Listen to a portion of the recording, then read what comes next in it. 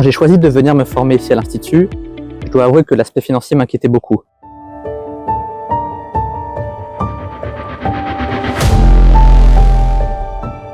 L'année prochaine, je vais commencer ma 3e et dernière année de formation ici à l'Institut.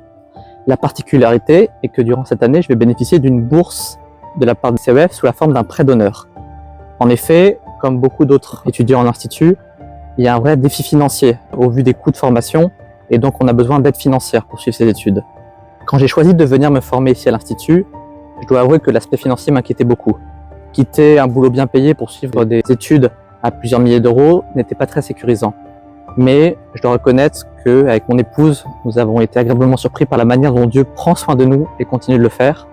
Et ce prêt d'honneur des CEF est une des réponses concrètes à ce besoin. Le cadeau que Dieu fait à son Église, ce sont des gens qui donnent. Ces dons témoignent de l'unité de l'Église à laquelle nous appartenons. Dans la lettre de Paul aux Romains, au chapitre 12, Paul liste un ensemble de dons que Dieu donne à son Église. Mais le terme de don veut avant tout dire cadeau, grâce.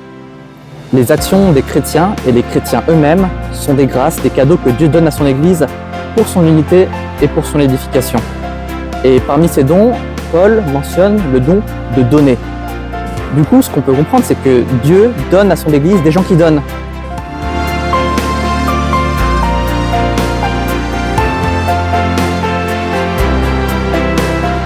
Nous sommes reconnaissants pour l'aide dont nous allons bénéficier de la part de l'Union. Et à travers l'Union, cette reconnaissance va au-delà. Elle va envers toutes les personnes et églises qui ont donné pour que ces bourses existent. Le cadeau que Dieu fait à son Église, ce sont des gens qui donnent.